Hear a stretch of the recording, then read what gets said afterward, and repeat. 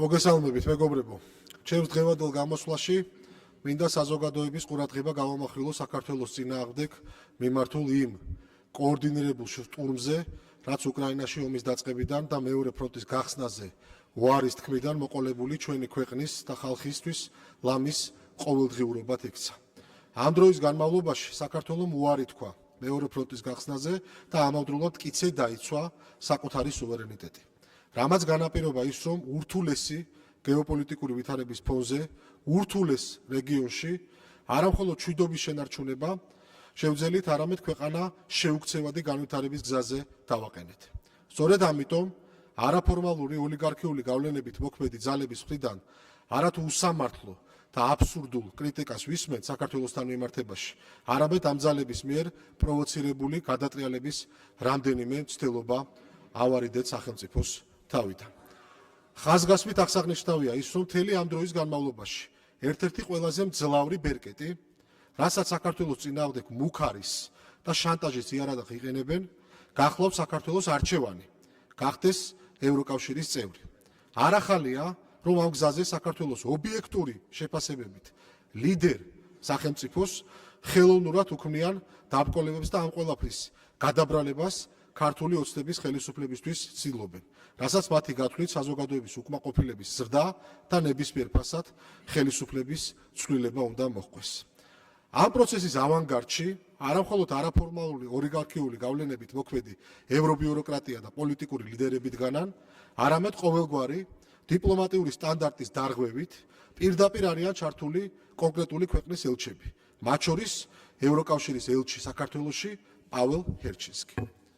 ჰერჩინსკის იმ განცხადებაზე, რომ არაფერი ვთქვათ, რომელიც 2024 წლის საპარლამენტო არჩევნების წინ საზოგადოებას ქართული ოცნების წინააღმდეგ ხმის მიცემისკენ მოუწოდებდა, ამავდროულად ისიც რომ არ ვახსენოთ, რომ ის საქართველოს ხელისუფლებას აბრალებდა ევროინტეგრაციის პროცესის შეჩერებას, მაშინ როდესაც კარგად იცოდა და ეს თავად მისი სკანდალური წერილითაც დადასტურდა, რომ საქართველოს ევროინტეგრაციის პროცესი თავად ევრობიუროკრატებმა შეაჩერეს.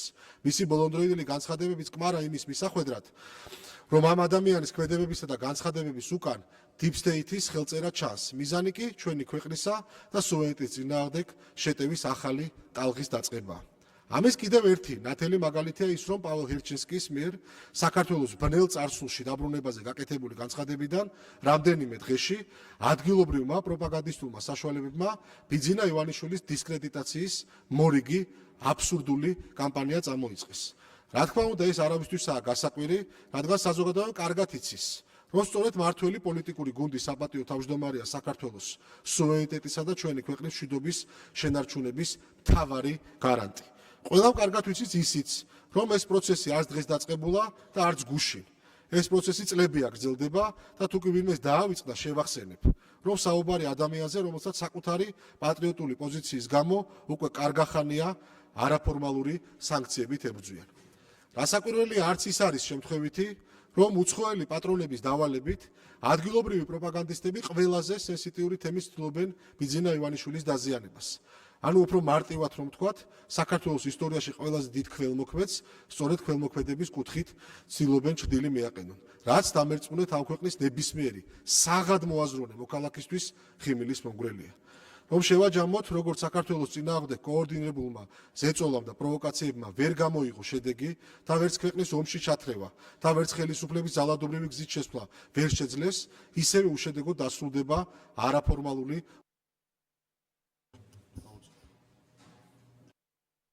არაფორმალური ოლიგარქიული ძალებით მოქმედი აქტორების მიერ ქართული ოცნების და ბატონი ბიძინა ივანიშვილის დისკრედიტაციის უსუსური ნებისმიერი მცდელობა.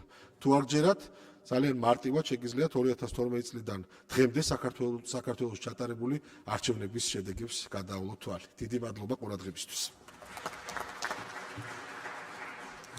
ირაკლი დინო წილოსანი, დაჯი კოზერიძე, ზურაბ ქადაგიძე.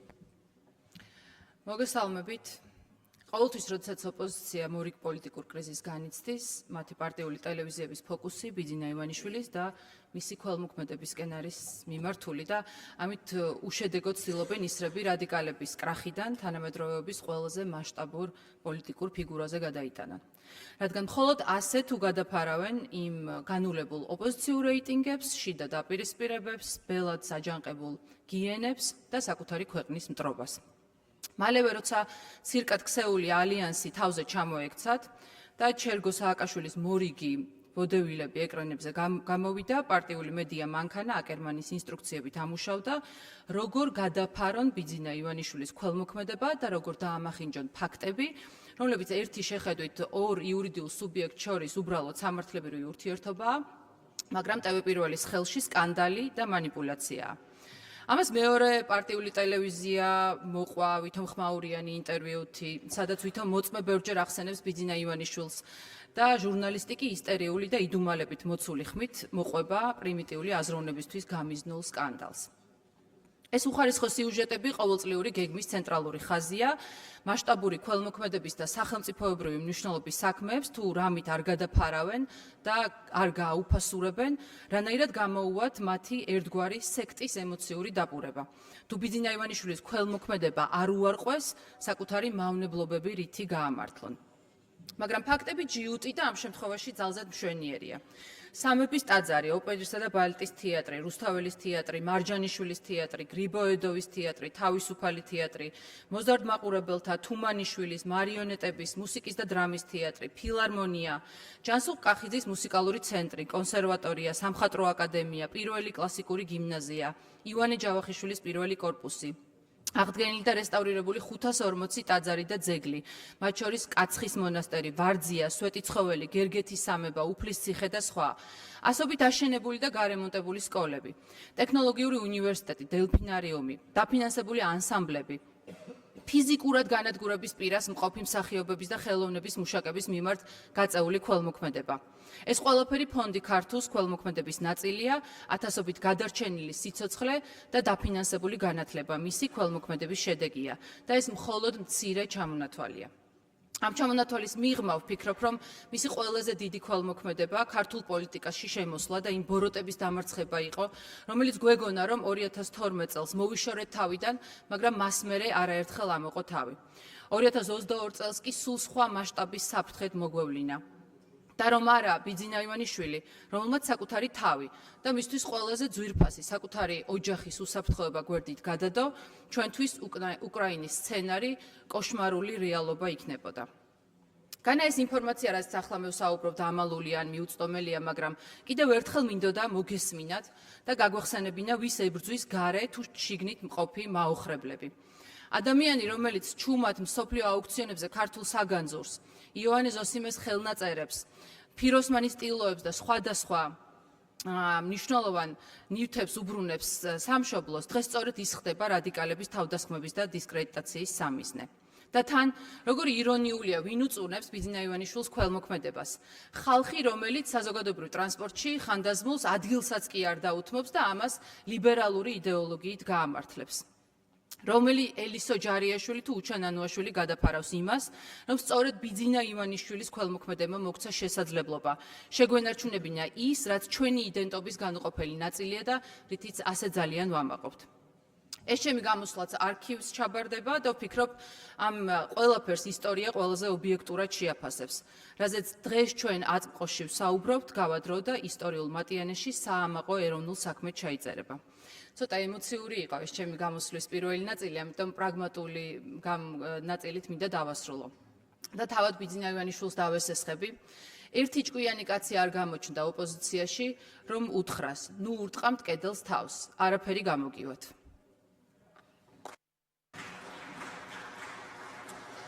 ალბათ სამშენებლო გამოსვლაზე გადავართ ჩვენთან დღეს გვესწრებიან თბილისის 215 საჯარო სკოლის მოსწავლეები. მივესალმოთ, მადლობა.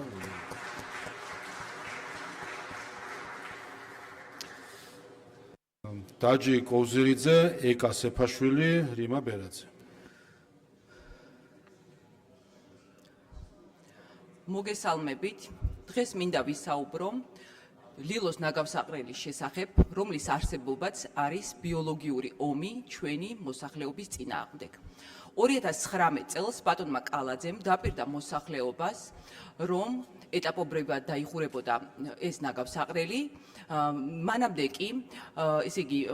კი მოთავსდებოდა მოწყობილობები, გაზშემკრები და გრუნტის წყლების მოწყობილობები.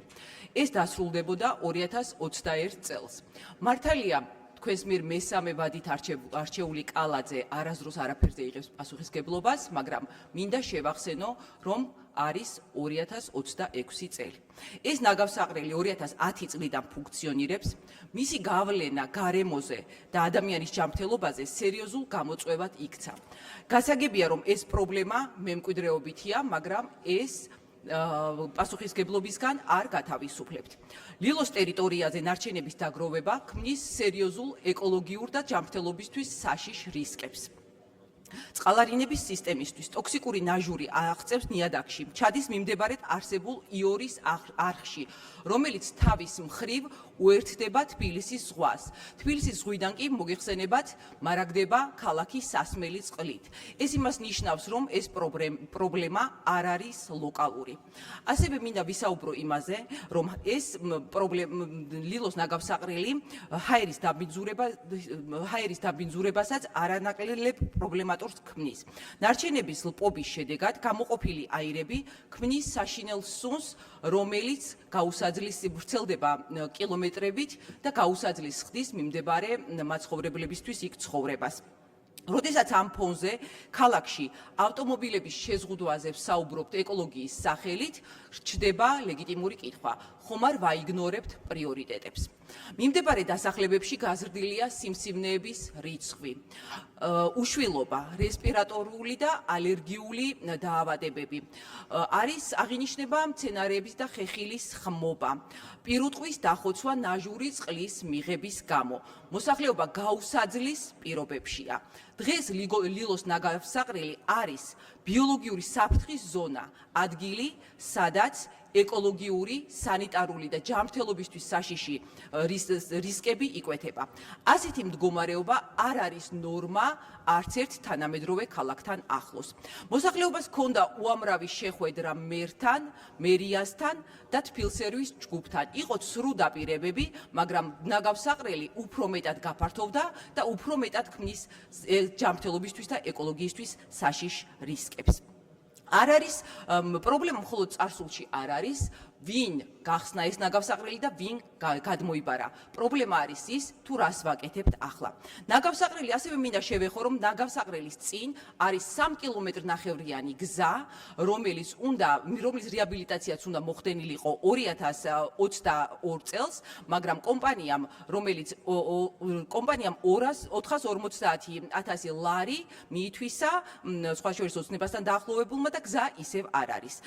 ვინ იღებს პასუხისგებლობას, რომ გზა, რომელიც გაანტვირთავს კახეთის გზატკეცილს და ამ მოკლეგზით გადაადგილდება ნორიოს და მარტყოფის მოსახლეობა, დღესაც ამორტიზებულია და შეუძლებელია მისით სარგებლობა.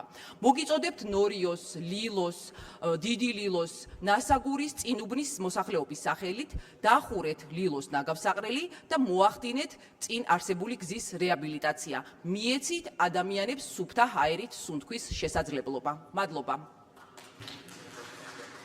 ეკა სეფაშვილი, რიმა ბერაძე, შოთა ხაბარელი, გიგა ფარულავა. მოგესალმებით. სოფიო ისევ ომის ქარცელშია გახვეული, ძალთა ახალი ბალანსი არ ჩანს და რესურსებით ჯერ კიდევ გადაუნაწილებელია მთელი პლანეტის მასშტაბით. და აი ამ პირობებში ჩვენ ვისმენთ ევროკავშირის ელჩის ხერჩინსკის მუხარას საქართველოს წინააღმდეგ. რაზე მიუთითებს ეს მუხარა? რა თქმა უნდა, ეს მუხარაც იმ ძალების დავალებით არის, რომლებთაც საქართველოსათვის კარგი არაფერი არ უნდათ. მათ დიდ გლობალურ საჭადრაკო დაფაზე საქართველოს მხოლოდ პაიკია და ისიც შესაწირად გამზადებული პაიკი, რომ სხვა უფრო სტრატეგიულ მიზნებს მიაღწიონ. და აი ამ პირობებში ჩვენ ვისმენთ მუხარას, რომ საქართველო თუ არ შეასრულებს ევროკავშირის მოთხოვნებს, დაუბრუნდება ბნელი 90-იანების წლებს. რას ნიშნავს ეს მუხარა? ეს მუხარა ჩემი აზრით ნიშნავს მხოლოდ და მხოლოდ იმას, რომ სასოწარკვეთილებაში არიან ეს გლობალური ძალები იმის გამო, რომ საქართველოში 5 რევოლუციური მცდელობის წყალობითაც კი ვერ მოახერხეს ხელისუფლების შეცვლა. ვერ მოახერხეს პირდაპირი უცხოური ჩარევების წყალობით ქართველი მოსახლეობისათვის ეიძულებინათ ის არჩევანი გაეკეთებინა, რომელიც მათთვის იყო სასიამოვნო და მათთვის იყო მისაღები იმ მარიონეტული ხელისუფლების მოსაყვანად, რომელიც დღეს თუ ხვალ გარდაულად საქართველოს ჩართავდა ომში ან ისეთ საქმიანობაში, რომელიც საქართველოს ინტერესებს, ქართველი მოსახლეობის ინტერესებს არანაირად არ ემსახურება და ზუსტად პირდაპირ მიგვიყვანდა სწორედ იმ ბნელ 90-იანებამდე, რომლითაც დღეს ჩვენს გვაშინებს ჰერჩინსკი. სიამოვნეში კი რა ხდება? რომ გადავხედოთ ევროკავშირის მოთხოვნებს, რომლებიც აი ამ ბოლო პერიოდის, განსაკუთრებით 2022 წლიდან მოყოლებული, მათ ოფიციალურ დოკუმენტებში ჟღერდება, ძირითადად არის ორად-ორი მოთხოვნა, რომელიც უცვლელად არის შემორჩენილი. პირველი ეს არის გამჭვირვალობის შესახებ კანონი, ანუ თუ შეიძლება ჩვენ შავ ფულს ვატრიალებთ ისე, რომ თქვენ ამის შესახებ არაფერი არ იცოდეთო და ამის შესახებ ისე შორს წავიდნენ, რომ ევროკომისარი გაფართოების საკითხებში მარტა კოსი პირდაპირ უმაღლესი ტრიბუნიდან დაუფარავად ამბობს, რომ მოძებნიან შავ ხვრელებს ამ კანონში, რათა ისე დააფინანსონ გარკვეული არასამთავრობო ორგანიზაციები და გარკვეული და არა მარტო ყველა, მხოლოდ ის ორგანიზაციები, რომლებიც მათ დაკვეთას ასრულებენ, რომ საქართველოს კანონმდებლობასთან პრობლემები არ შეექმნა და მეორე ეს არის ოჯახური ღირებულებების კანონი, რაც პირდაპირ გულისხმობს იმათ, რომ მათ უნდა აწარმოონ ის თავიანთი პროპაგანდა, რომელიც ერის სულიერ ღირებულებით და ფასეულობრივ დეგრადაციას იწვევს. და რომელიც ვითომ და მათი ჭკუით შენიღბულია ლიბერალიზმის ჩარჩოებში და ლიბერალიზმის საფარველში. თავისთავად ლიბერალიზმში ცუდი არაფერი არ არის, მაგრამ ის ლიბერალიზმი, რომელსაც დღევანდელი ევრობიუროკრატია და ევროპული ქვეყნები ქადაგებენ, ეს არის ლიბერალური ფაშიზმი და არა ლიბერალიზმი და სწორედ ამას აღუდგა წინ ქართველი ხალხი და შესაბამისად საკანონმდებლო ორგანომაც მიიღო ის კანონები, რომელიც დღემდე როგორც ჩანს და ეს ფაქტებით და აშკარად დასტურდება, საიმედოდ იცავს ჩვენს მომავალს, იმ ეკონომიკურ ზრდას, იმ სიმშვიდეს და იმ სტაბილურობას, რომელიც დღეს არის ქვეყანაში.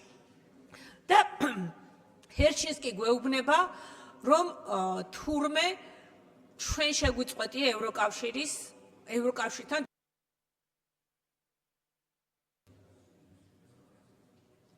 თურმე ჩვენ შეგვიწყვეტია ევროკავშირთან დაახლოების პროცესი და სიამოვნეში რა ხდება?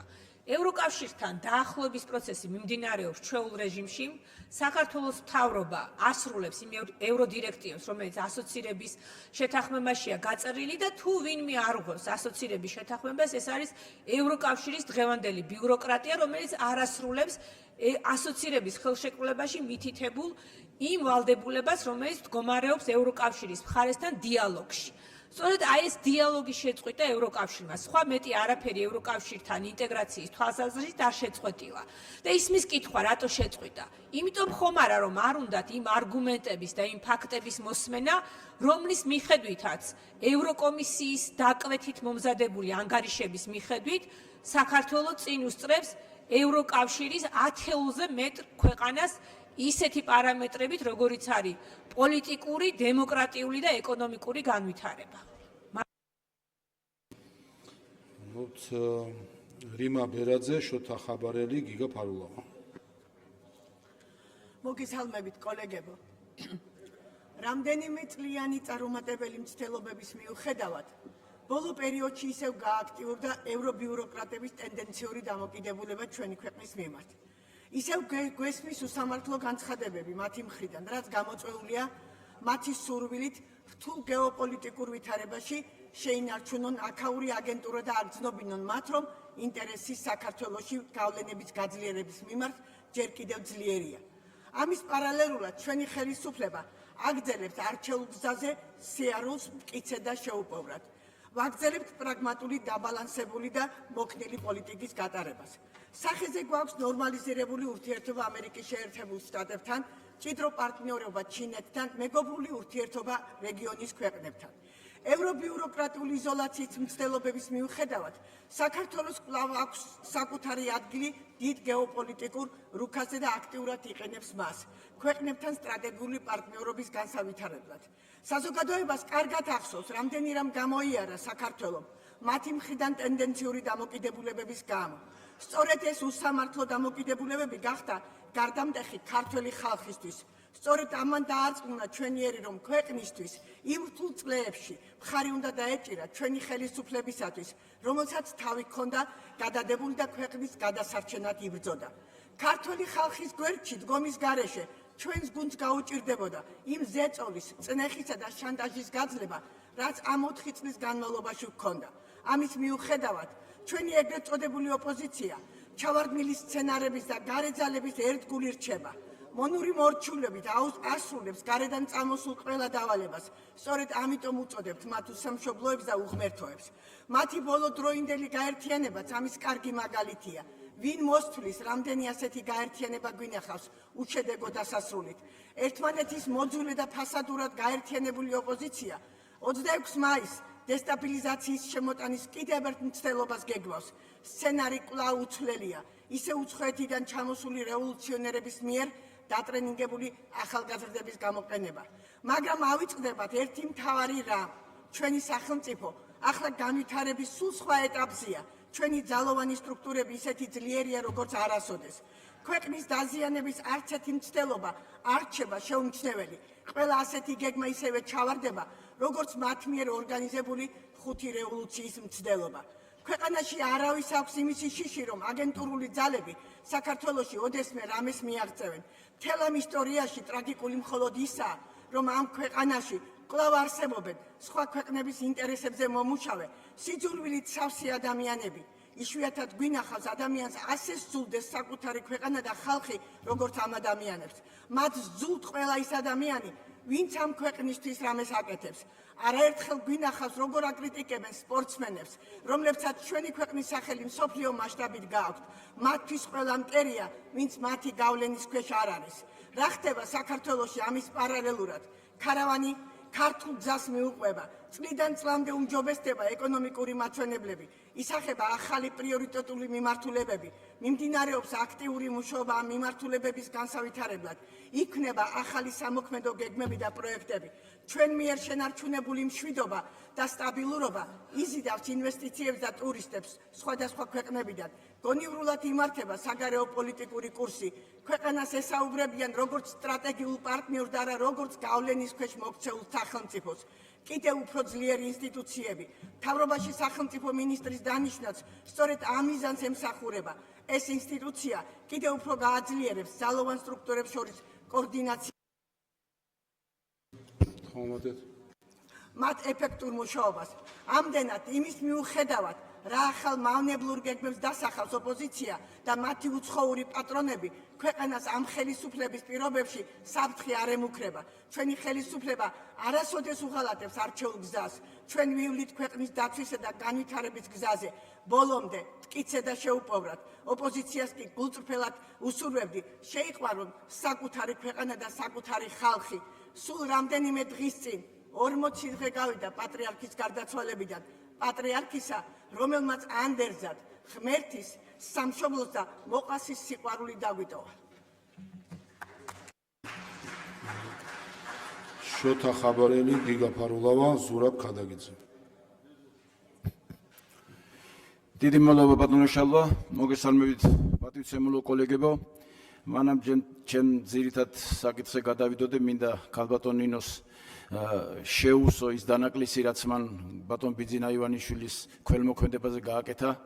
გამორჩა სპორტი, სპორტში ძალიან დიდი ღვაწლი აქვს ბატონ ბიძინა ივანიშვილს. 100 მილიონობით დოლარია დახარჯული სპორტული ინფრასტრუქტურის განვითარებაზე და 15-16 წელიწადზე მეტია დღესაც სპორტსმენები, მათი მწვრთნელები იღებენ ხელფას ბატონ ბიძინასგან და ასე რომ სპორტში ძალიან დიდი ქველმოქმედება გააკეთა. დღემდე მიმდინარეობს ეს საფინანსებს ფედერაციებს და ასე შემდეგ. სულ ერთი კვირის წინ საქართველოში ჩატარდა ორი უმაღლესი კატეგორიის შეჯიბრი, ევროპის ჩემპიონატი ძიუდოში და ძალოსნობაში. ჩვენ ბოლო წლების მანძილზე ხშირად ვიმეორებთ სიტყვას ისტორიულს და დღესაც მომიწევს ამ სიტყვის გამეორება. ჩვენმა ძიუდოისტებმა 4 ოქროს, 2 ვერცხლის და 1 ბრინჯაოს მედალი მოიპოვეს და გუნდურ ჩათვლაში პირველი ადგილი დაიკავეს. მათ ჰქონდათ, რა თქმა უნდა, მანამდე დიდი წარმატებები, მაგრამ ასეთი ევროპის ჩემპიონატზე არ ყოფილა. მინდა დიდი მადლობა გადაუხადო პირველ რიგში სპორტსმენებს, მწვრთნელებს, ფედერაციის ხელმძღვანელობას, კარგი ორგანიზებისათვის ამ შეჯიბრის. ასევე მინდა გითხრათ დიდი წარმატება ჩვენ ძალოსან გოგონებზე და ბიჭებზე. მე პირადად ვიყავი ბათუმში, უმაღლესი შედეგი დადეს 2 ოქრო, 2 ვერცხლი და 4 ბრინჯაო. ეს რა თქმა უნდა მოგზალებული შედეგია თუ გავითვალისწინებთ იმას, რომ გუნდში არის თაობათა ცვლა, აქედან გამომდინარე ეს წარმატებული შედეგად შეგვიძლია ჩავთვალოთ. მაგრამ აქ არის ერთი ყველაზე მნიშვნელოვანი საკითხი. ევროპის ფედერაციის, ძალოსნობის ევროპის ფედერაციის პრეზიდენტმა ასეთი რამ თქვა. ასეთი ორგანიზებული ევროპის ჩემპიონატი არ ჩატარებულა ჯერ, რაც ჩატარდა საქართველოში. და ეს მოსალოდნელიც იყო, იქიდან გამომდინარე, რომ მას ხელმძღვანელობს ჩვენი რომ მიტყვიან გენიოსი სპორტსმენი ტალახაძე, ლაშა ტალახაძე. ჩვენ ვიცით, რომ ჩვენს ლაშას ძალიან დიდი წარმატებები აქვს მსოფლიო არენაზე და თურმე აქ ორგანიზაციულ საკითხის ოლიმპიური ჩემპიონია და მინდა კიდევ ერთხელ მიულოცო მას ეს დიდი წარმატება. ეხლა ამის პარალელურად სპორტი ვითარდება ქვეყანაში. ვითარდება და სახეზე გვაქვს ეს შედეგები. აგერ სულ ახლახანს ჩვენმა წყალბურთელებმა ძალიან დიდ წარმატებას მიაღწიეს. მსოფლიოს 8 ქვეყანას შორის მოხდა სუპერთასი თამაშდება ავსტრალიაში და მსოფლიოს საუკეთესო 8 გუნდში მოხდა ჩვენი წყალბურთელები. მინდა მათაც დიდი წარმატება უსურვო ამ ჩემპიონატზე. ეხლა მე გუშინ ვესაუბრე ჩვენი სპორტის სამინისტროს ხელმძღვანელობას და მეთქი რომ არაფერი არ გამომრჩეს სპორტთან დაკავშირებით. რა ხდება მეთქი და აღმოჩნდა რომ კიდევ ამ წელიწადს 30 საერთაშორისო ღონისძიება ჩატარდება. ეს ევროპის ჩემპიონატები, მსოფლიოს ჩემპიონატები, მათ შორის არის რაგბის მსოფლიოს ჩემპიონატი 20 წლამდელთა შორის, რომელსაც უმასპინძლებს ქუთაისი და თბილისი. ეს უდიდესი წარმატებაა. აქ იბადება კითხვა, რატომ ასე დაინტერესება, რატომ არის ჩვენი საერთაშორისო ფედერაციების მეგობრების რომ ასეთი რანგის, მაღალი რანგის შეჯიბრებები ტარდება საქართველოში. პირველი ის რომ საქართველო არის ერთ-ერთი უსაფრთხო ქვეყანა. ჩამოსული სტუმრები ძალიან უსაფრთხოდ გრძნობენ და კომფორტულად თავს საქართველოში. მეორე ის რომ სპორტული ობიექტები, ინფრასტრუქტურა არის მსოფლიო სტანდარტების არის აშენებული საქართველოში. და ისიც რომ საქართველოში ძალიან კარგად ისწავლეს და შეიგრძნეს ის რომ როგორ უნდა ჩატარდეს ასეთი მაღალი რანგის შეჯიბრებები. აქედან გამომდინარე მე ვფიქრობ რომ ჩვენი ქვეყანა ვითარდება სპორტის მიმართულებით. ამაში ძალიან დიდი წვლილი მიუძღვის სახელმწიფოს. სახელმწიფოს პოლიტიკა სპორტის მიმართ არის ჯანსაღი და ჯანმრთელი. ვითარდება ინფრასტრუქტურა, ფინანსდება ყველა ღონისძიება ჩვენი ფედერაციების. დღეს არ არსებობს არც ერთი ღონისძიება ადგილობრივი თუ საერთაშორისო, სადაც ჩვენი სპორტსმენები კომფორტულად არ ზრუნვდეს თავს. 4-ჯერ რომ მიტყვიან მოიმატა ბიუჯეტმა, სპორტის ბიუჯეტმა, დამოკიდებულება კიდევ ვიძახი, სპორტის მიმართ, სახელმწიფოს მიმართ არის ჯანსაღი, რაზედაც მინდა დიდი მადლობა გადაუხადო პრემიერ-მინისტრს, რომ მან გამოაცხადა საქართველოში სპორტი პრიორიტეტად. დიდი მადლობა. გიგა ფარულავა, ზურაბ ქადაგიძე, გრეტა წიწავა. მოგესალმებით, მინდა გამოვიხმაურო სუსის გარშემო განვითარებულ მოვლენებს. მაშინ როცა ჩვენი ქვეყნის ტერიტორიების 20% ოკუპირებულია, როცა რეგიონში უმძიმესი გეოპოლიტიკური ვითარებაა და ჰიბრიდული ომის საფრთხეები ყოველდღიურად იზრდება, ქვეყნის მთავარი სპეცსამსახური ნაცვლად იმისა, რომ ოკუპანტი ქვეყნის გავლენებს ებრძოდეს, ივანიშვილის პირადი ინტერესების მსახური ხდება. რამდენი სამადლობელი ბრიფინგიც არ უნდა გამართოთ, ფაქტია, რომ მხოლოდ ერთი კაცის პირად ახირებას ემსახურებით და მნიშვნელობა არ აქვს, რამდენად ერთგულად შეასრულებთ დაკისრებულ მოვალეობას, შავ საქმეებს, ფინალი ყოველთვის მაინც ერთი იქნება. ბოლო ერთი წლის განმავლობაში ამ სტრატეგიული უწყების ხელმძღვანელის სამჯერ შეიცვალა. თქვენც კარგად იცით, არც ერთი მათგანი არც თავის სურვილით წასულა და არც პრემიერ-მინისტრის დამოუკიდებელი გადაწყვეტილებით გადამდგარა. მათი წასვლა-მოსვლა პირდაპირ კავშირშია ივანიშვილის პირად სურვილებთან. მან სუსი არა სახელმწიფო უსაფრთხოების, არამედ პირადი უსაფრთხოების სამსახურის დანამატად მიიჩნია. ერთი ყოფილი ხელმძღვანელი თავად დააკავეთ თურქი ბიზნესმენისაგან ქრთამის აღების და ეგრეთ წოდებული კოლ-ცენტრების მფარველობის ბრალდებით. ადამიანი, რომელსაც ქვეყნის უსაფრთხოებაზე უნდა ეზრუნა, კორუფციის წინააღმდეგ ებრძოლა, თავად აღმოჩნდა კორუფციული სქემის ცენტრში. არადა კარგად გვახსოვს წინამოწვევის პარლამენტში როგორ თავგამოდებით იცავდით, მაშინ როდესაც ჩვენ ამ კოლ-ცენტრების საგამოძიებო კომისიის შექმნას ვითხოვდით. ახლა როგორ აფასებთ თქვენ ამ კონკრეტულ გადაწყვეტილებას, ვინ ყოფილა მათ ხო არა?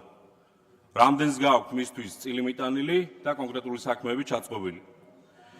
სუსის შემდეგი საქმე ივანიშვილის პირადი ინტერესების გამო უცხო ქვეყნიდან ჩარტერული რეისით ადამიანის გატაცება იყო. სუსის მეორე ხელმძღვანელი ოხანაშვილი, რომელმაც ეს ოპერაცია შეასრულა, ყოველგვარი ახსნა განმარტების გარეშე ამ ოპერაციიდან რამდენიმე ხანში სახლში გაუშვეს. და ბოლოს მორიგი ხელმძღვანელი მამუკა მდინარაძე, რომელსაც 7 თვეში რიგითობიდან გენერლის წოდება მიანიჭეთ, რომლის ეფექტურობაზეც არაერთი საქებარი სიტყვები მოგუსმენია, დღეს კოორდინატორის ფუნქციით ერთ ოთახში გამოკეტეს. ასე იქცა სუსი ზოგისთვის ქონების, ზოგისთვის წოდებების დაგროვების ადგილად. რამდენიმე დღის წინ სუსის ერთი რიგით თანამშრომელი დააკავეს, დაიჭირეთ ინფორმაციის გატანის ბრალდებით. ამ ფაქტამდე ერთი დღით ადრე მამუკა მდინარაძე პირდაპირ ეთერში იმედის ტელევიზიით თავს იწონებდა თუ როგორ წარმატებით და კარგად დაგეგმეთ 4 ოქტომბრის პროვოკაციული რევოლუციური სცენარი და როგორ წარჩინებით იმუშავეს თქვენმა ჩანერგილმა აგენტებმა. მიუხედავად იმისა, რომ არაერთხელ მოუწოდეთ ჩვენს მოქალაქეებს დანარჩენ ოპოზიციას, რომ 4 ოქტომბრის დამხობის პროვოკაცია მომზადებული იყო ოცნების და სუსის ოფისში, ზოგიერთმა ნებით, ზოგიერთმა უნებლიეთ ამ სცენარში მონაწილეობა მაინც მიიღო და მოქალაქეები შეცდომაში შეიყვანა. მოგწონთ ეს სურათი. სად არის აქ სახელმწიფო ინტერესები? სად არის აქ სუსის, როგორც მნიშვნელოვანი ინსტიტუტის პრესტიჟი? დღეს 4 ოქტომბრის საქმეზე ორი მოწმე გვყავს. მამუკა მდინარაძე, რომელსაც სიამაყით აღიარა თუ როგორ დაიგეგმა 4 ოქტომბერი და ირაკლი კობახიძე, რომელსაც ადრე აღიარა, რომ ოპოზიციაში ყავს ჩანერგილი აგენტები ანიტების სახით. დასასრულს მსურს პატივისცემით მივმართო იმ ადამიანებს, რომლებიც წლებია კეთილსინდისიერად ემსახურებიან საქართველოს ეროვნულ უსაფრთხოებას. თუ დღეს საერთოდ შეგვიძლია ვისაუბროთ სახელმწიფო ინტერესების დაცვასა და სტაბილურობაზე, სწორედ ღირსეული პროფესიონალების თუ დღეს საერთოდ შეგვიძლია ვისაუბროთ სახელმწიფო ინტერესების დაცვასა და სტაბილურობაზე, სწორედ ღირსეული პროფესიონალების მსახურების შედეგია. თუმცა სამწუხაროდ ამ ადამიანებს არ აქვს ის ფუფუნება, რომ სულ რაღაც 7 თვეში რიგითობიდან გენერლობამდე დაწინაურდნენ. მათთვის წოდება წლობით გაწეული შრომით მოიპოვება და არა პოლიტიკური ერთგულების სანაცვლოდ. და ბოლოს სუსი უნდა ემსახურებოდეს სახელმწიფო უსაფრთხოებას, ჩვენი მოქალაქეების უსაფრთხოებას და არა ერთი პირის პირად ინტერესებს. მადლობა. ზურაბ ქადაგიძე, გრეტა ციცავა, ვიკა ფილფანი. მოგესალმებით, კოლეგებო. გუშინ საგარეო საქმეთა სამინისტროში ელჩი ერჩინსკი იყო დაბარებული იმ შეურაცხყოფაზე, რაც ქართულ ხალხს და საქართველოს მიაყენა და ყველაზე გამოუგნებელი ის იყო, რომ გამოსვლისთანავე მან არათუ უარყო უტიფრად იგივე გაიმეორა. ამიტომ დღეს აი მე ხელში მიჭირავს რამდენიმე ხნის წინ აშშ-ის კონგრესის მიერ გამოქვეყნებული 160 გვერდიანი დასკვნა. ეს დოკუმენტი არის პასუხი იმაზე, თუ ინახდენს დემოკრატიის სახელით ცენზურის დაკანონებას და ადამიანის უფლებების იარაღად გამოყენებას. აქ დეტალურად არის აღწერილი, როგორ ერეოდნენ ევროპული სტრუქტურები NGO-ების მეშვეობით სუვერენული ქვეყნების არჩევნებში. Როგორი სქემა მოქმედებდა სახელმწიფო დეპარტამენტიდან და რა მასშტაბის სინდიკატთან გვაქვს ზოგადად საქმე. ანგარიში ამ ხელს მედია ცენზურისა და პოლიტიკური რეიტინგებით манипуляციას დასავლეთ ევროპის ქვეყნებში. აი იმავე სქემებით ჩვენთან რომ განსაკუთრებით 2024 წელს მოქმედებდნენ და დღემდე რომ ამას ჩვენ თავზე ვგრძნობთ. და აქედან გამომდინარე, როდესაც ელჩი დღეს ჩვენს ქვეყანას ადანაშაულებს სხვადასხვა საკითხში, მინდა ვკითხო, რა პასუხი აქვს მას მისავე კოლეგებთან ამერიკის შეერთებულ შტატებში, როდესაც მას პირდაპირ ამხელენ, ამ სტრუქტურებს პირდაპირ ადანაშაულებენ. და ზოგადად არ ვიცი, ქალბატონმა მაკამ გუშინ ეს დოკუმენტი გამოიყენა თუ არა ჰერჩისკისთან საუბარში, მაგრამ ჩემი რჩევაა, რომ ზოგადად ყველა ჩვენ დაუძინებელ მეგობართან ეს დოკუმენტი გამოვიყენოთ ხოლმე. გამომდინარე იქიდან, რომ თუ პარიზსა და ბერლინში ცენზურა და პოლიტიკური ინსინუაცია, დესტრუქცია, თბილისში როგორ იქნება? კონსტრუქციულად როგორ ჩაითვლება? ასე რომ ბატონებო, ბრიუსელის ბიუროკრატების ფერიცვალებას ნუ დავიჯერებთ, ჰერჩინსკები და კალასები იმავე სინდიკატს წარმოადგენენ, რასაც უწინ და არაფერი აქვს საერთო ევროპულ ღირებულებებთან და დემოკრატიასთან. დიდი მადლობა.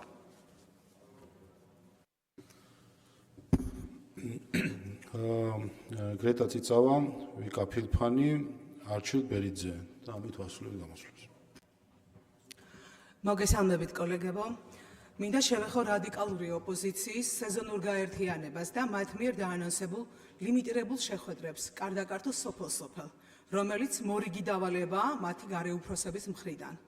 ბოლო ორ არჩევნებს თუ გავიხსენებთ და ამ არჩევნებში რადიკალური ოპოზიციის ვაი მდგომარეობას, ხალხი კარგად ხედავს, როგორ არიან გადასულები მილევად რეჟიმში, მაგრამ პოლიტიკური გამშენი ქვეყნის გარეთ არ ასვენებ და უწევთ ასე ერთმანეთის წიოქში ურთიერთობა.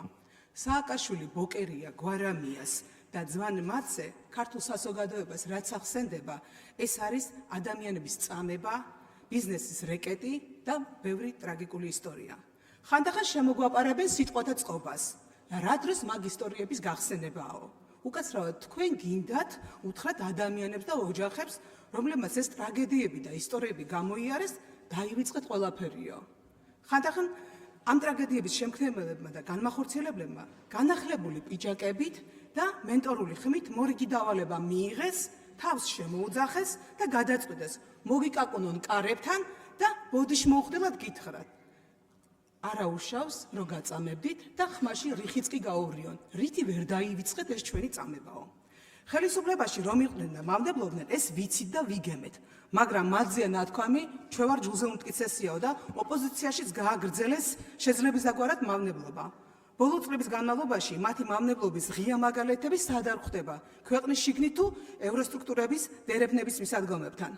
საინტერესოა აღნიშნული ალიანსის წარმომადგენლები ხალხთან შეხვედრას რო აანონსებენ, რას იტყვიან მოზარდებში LGBT პროპაგანდასთან დაკავშირებით, ან ოჯახურ ღირებულებებთან დაკავშირებით რა პოზიცია აქვთ, უნდა გააუქმონ კანონები, რომლის გაუქმებასაც ევრობიუროკრატები ყველა უსამართლო რეზოლუციაში თავშიც და ბოლოშიც ითხოვენ.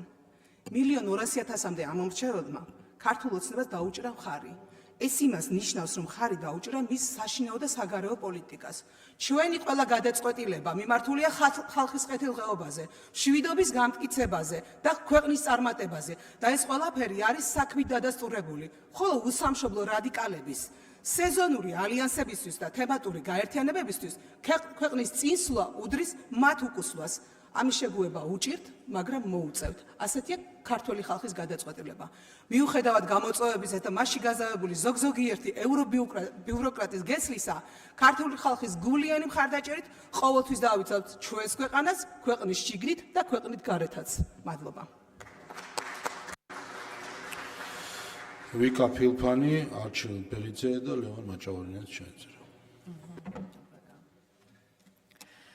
დღეს თქვენ საუბრობთ სტაბილურობაზე, საუბრობთ მშვიდობაზე, საუბრობთ გაზრდილ ეკონომიკაზე, თუმცა ამის პარალელურად საქართველოს მოქალაქეები ყოველდღიურად ფიქრობენ, როგორ გადაიხადონ კომუნალური გადასახადები, როგორ იყიდონ წამალი, როგორ გაუშვან შვილები სკოლაში ისე, რომ მათ შიმშილი არ იგრძნონ.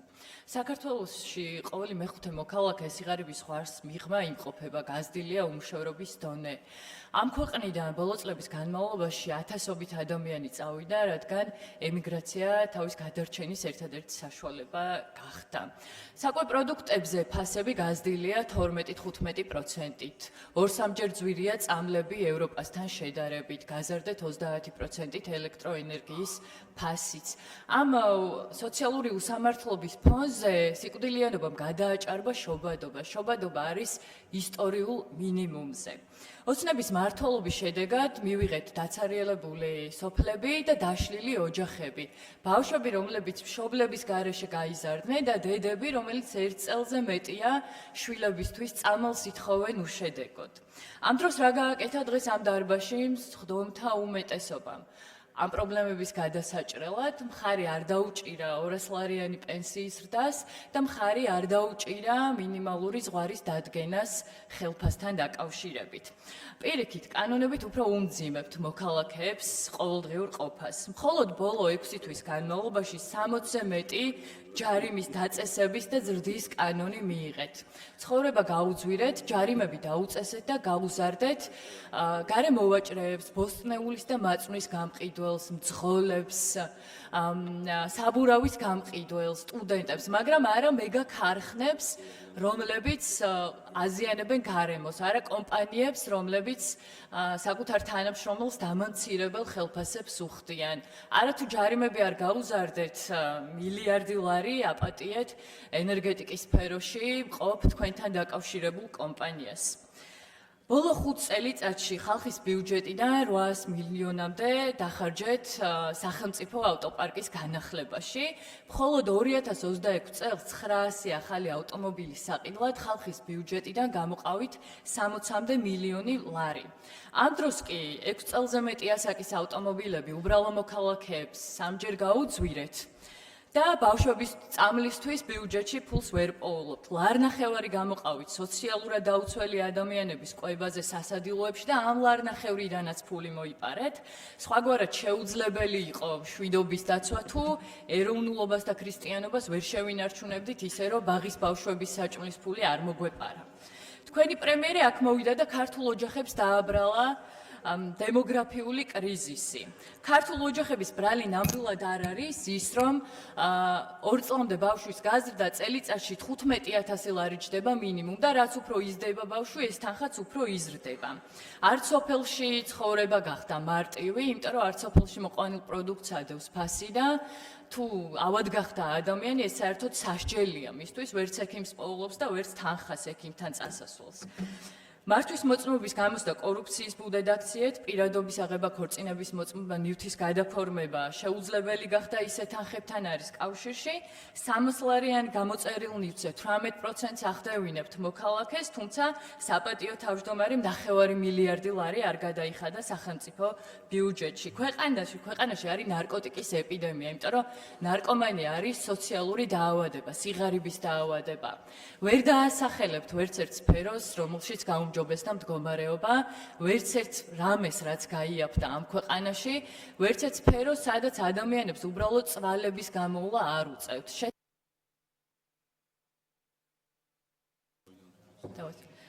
ვერ დაასახელებთ ვერც ერთ სფეროს, სადაც ადამიანები უსამართლობასთან ბრძოლას არ ეჯახებიან, ვერც ერთ კანონს და ინიციატივას, რომელმაც ამ ქვეყანაში ადამიანების ცხოვრება უბრალოდ უკეთესობისკენ შეცვალა და გააუმჯობესა. თუ გადახედავთ, ყველა კანონი, რომელიც ბოლო პერიოდში მიიღეთ, ემსახურება უბრალოდ ადამიანების უფრო მეტად გაღარიბებას, იმის ნაცვლად, რომ კანონები აუმჯობესებდეს ადამიანის ყოველდღიურ სიმძიმეს, აუმჯობესებდეს მყიდველუნარიანობას. თქვენი კანონებით მეტად აღარიბებთ ერს, იმიტომ რომ არ გჭირდება წელში გამართული საზოგადოება, კეთილდღეობა მხოლოდ საკუთარი თავებისთვის გემეტებათ, მაგრამ აუცილებლად მოვა დრო, როდესაც ის ხალხი, რომელსაც ყოველდღე შეურაცხყოფას აყენებთ და მორალურად ამცირებთ და იმ სიღარიბეში ამყოფებთ, ეს ადამიანები აუცილებლად ამ ძალაუფლებაზე მოგთხოვენ პასუხს. არჩილ ბერიძე, ლევან მაჯავარიანი.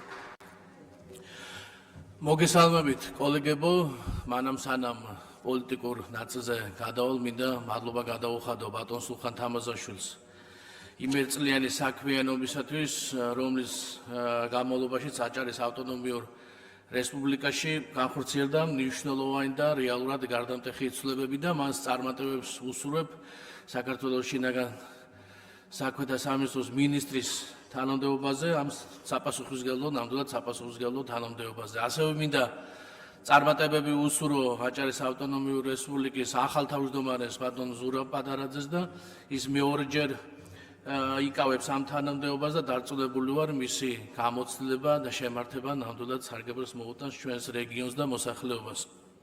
ახლა კი პოლიტიკურ ნაწილზე გადავალ, თქვენ ისნებართვით, ჩვენი საზოგადოება წლები აკვირდება პროცესს, რომელიც პირდაპირ ეხება ჩვენს სახელმწიფო სუვერენიტეტს.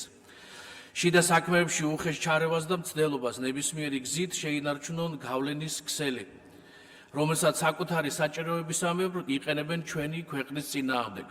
თქვენი ყურადღება მინდა გავამახვილო ორმაგ სტანდარტზე, რომელიც უკვე წლებია გარე ძალების მხრიდან თანსდევს ჩვენი სახელმწიფოს მიმართ არსებულ დამოკიდებულებას. ერთი და იგივე ქმედება, ერთი და იგივე პროცესი, ერთი და იგივე პოლიტიკური ნაბიჯი, როცა ეს არ ეხება საქართველოს გარე ძალების მიერ ნორმად ითვლება. მაგრამ როდესაც საუბარია საქართველოზე, ზუსტად იდენტური საკითხი ხდება ყოველმხრივი კრიტიკის, ზეწოლისა და ხშირ შემთხვევაში ქვეყნის შიდა საქმეებში პირდაპირი და დაუფარავი ჩარევის საფუძველი. განსაკუთრებით თვალშისაცემია ევრობიუროკრატიის დამოკიდებულება, რომელიც საკუთარ სივრცეში ერთ რეალობას ამართლებს, ხოლო საქართველოს შემთხვევაში სრულიად სხვა კრიტერიუმებით მოქმედებს. რაც მათთვის მისაღებია საკუთარ ქვეყანაში, ჩვენთან აღნიშნული პრობლემა ცხადდება. ამგვარი მიდგომა არამხოლოდ უსამართლოა, არამედ პირდაპირ ეჭქვეს აყენებს იმ ღირებულებებს, რომელთა საფუძველზეც თითქოს და მოქმედებს ევრობიუროკრატია. მაგალითების მრავლადაა. სხვა ქვეყნების კვალდაკვალ ჩეხეთი მუშაობს უცხოური აგენტის შესახებ კანონზე. ბალტიის ქვეყნები, რომლებიც ღვინის წარმოებლები არ არიან, რეკორდს ამყარებენ რუსეთში ღვინის ექსპორტის მაჩვენებლით, მაშინ, როდესაც საქართველოს სანქციების დაწესებისკენ მოუწოდებენ. ევროკავშირის ქვეყნების უმეტესობა საჯაროდ გაცხადებული მკაცრი და სასანქციო პოლიტიკის მიუხედავად აქტიურად აგრძელებს მჭიდრო ეკონომიკურ და ენერგეტიკულ ურთიერთობებს რუსეთის ფედერაციასთან. ამ ქვეყნების უმეტესობა კი საქართველოს საკუთარ ინტერესებზე უარის თქმისა და საკუთარი ხელით ეკონომიკის ჩამონგრევისკენ მოუწოდებს. განსაკუთრებით საყურადღებოა ევროკავშირის ქვეყნების მხრიდან არაპირდაპირი გზებით რუსეთის ენერგორესურსების მიღების აურაცხელი ფაქტები იმის ფონზე, როდესაც სხვა ქვეყნებს ერთი ბარელის შეძენის შემთხვევაშიც კი სისხლიანი სამხედრო მანქანის დაფინანსებაში ადანაშაულებენ. ასევე ნიშანდობლივია ბრიტანეთის პრემიერ-მინისტრის სიტყვები ახლო აღმოსავლეთში მიმდინარე ომთან დაკავშირებით. ციტირებ: ეს არ არის ჩვენი ომი და ჩვენ მასში თავს არ ჩავათრევინებთ. ჩამოთვლილის მსგავსად კიდევ მრავალი მაგალითი აჩვენებს, რომ საერთაშორისო პოლიტიკაში დღეს არსებული მოცემულობის გათვალისწინებით დეკლარაციებსა და რეალურ ქმედებებს შორის ხშირად მნიშვნელოვანი სხვაობაა. ორმაგი სტანდარტია, როდესაც საჯაროდ ერთს ამბობ და კულისებში სხვას აკეთებ. ორმაგი სტანდარტია, როცა სხვა სთხოვ იმას, რასაც თავად არ ასრულებ. სწორედ ასეთი უსამართლო ორმაგი სტანდარტის მქონე დამოკიდებულების მსხვერპლია დღეს საქართველო. სანქციების კოორდინატორების მიერ არაერთი გზის გაკეთებული შეფასების მიუხედავად, რომ საქართველო იცავს არსებულ საერთაშორისო სანქციებს და ძალისხმევას არ იშურებს, რომ ვერავინ შეძლოს მისთვის თავის არიდება, უსაფუძვლო ბრალდებები კვლავ გრძელდება. თანაც ეს ყველაფერი იმის ფონზე, რომ საერთაშორისო საგამოძიებო ორგანიზაციებმა არაერთი დასავლური ქვეყანა ამხილეს სანქციებისთვის გვერდის ავლაში. სწორედ ამიტომ ისმის ლოგიკური კითხვა, არის თუ არა ეს ყველაფერი ორმაგი სტანდარტი და არის თუ არა მსგავსი დამოკიდებულება ჩვენი სახელმწიფოსა და ქართველი ხალხის უპატივცემულობა. პასუხი მარტივია, დიახ, ეს ნამდვილად ასეა. სამწუხაროდ წლების განმავლობაში მათ დაქვემდებარებაში არსებულმა ხელისუფლებამ ხელფეხი გაუხსნა, ნოყიერი ნიადაგი შეუქმნა და მიაჩვია მსგავს დამოკიდებულებას გარე ძალები. არანაკლებ მნიშვნელოვანი და საფრთხის შემცველია ქვეყნის შიგნით არსებული ორმაგი სტანდარტი. დღეს ორმაგი სტანდარტი ყველაზე მკაფიოდ ჩანს ოპოზიციური პარტიებისა და მათთან დაკავშირებული პირების მოქმედებებში. ბატონ ჟალო, თავდება დრო და თუ შეიძლება რომ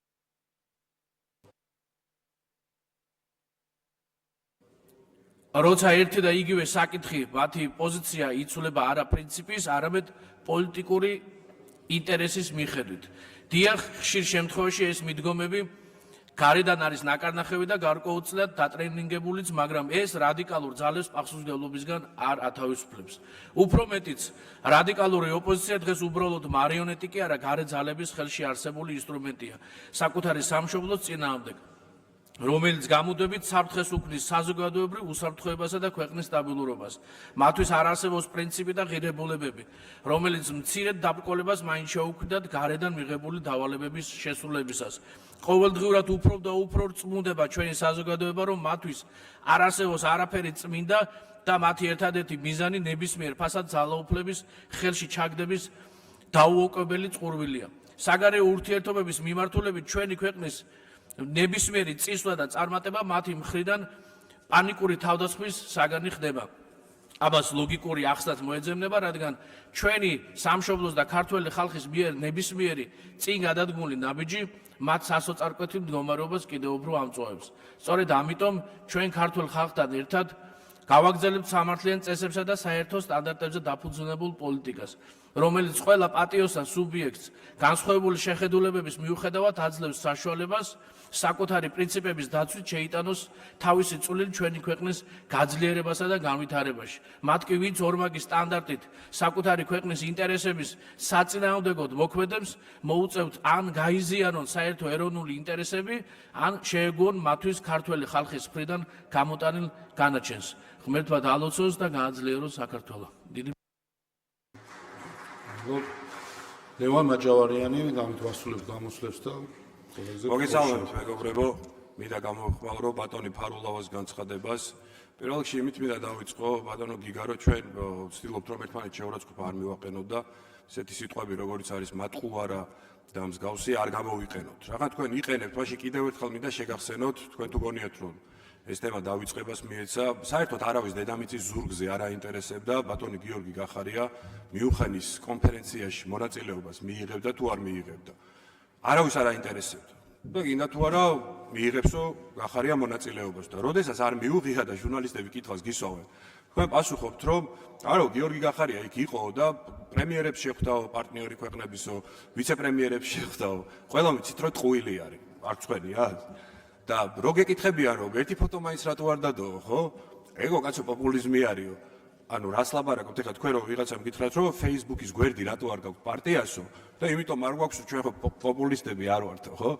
ვიღაცა რიგით ასე ვთქვათ, ევროპელს თუ ელჩ თუ ასე შემდეგ რო ხვდებით, მაშინ ვეგაქვთ მაშინ ვედებთ ამ ფოტოს Facebook გვერდზე და რა თქმა უნდა ეს არარეალურია. ბატონი გიორგი გახარია იქ არ ყოფილა, თქვენ აგძელებთ ტყუილს და ხართ ამ ტყუილის რეჟიმში. სამწუხაროდ ეგეთ პარტიად ჩამოყალიბდით, ხო? აი მართლა ერთმანეთს გადახედეთ და ავაკითხეთ, იყო თუ არა გიორგი გახარია მიუნხენის.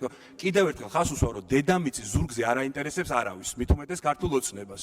მაგრამ ნუ სისხლში გავთ გამჯდარი ეს ტყუილი.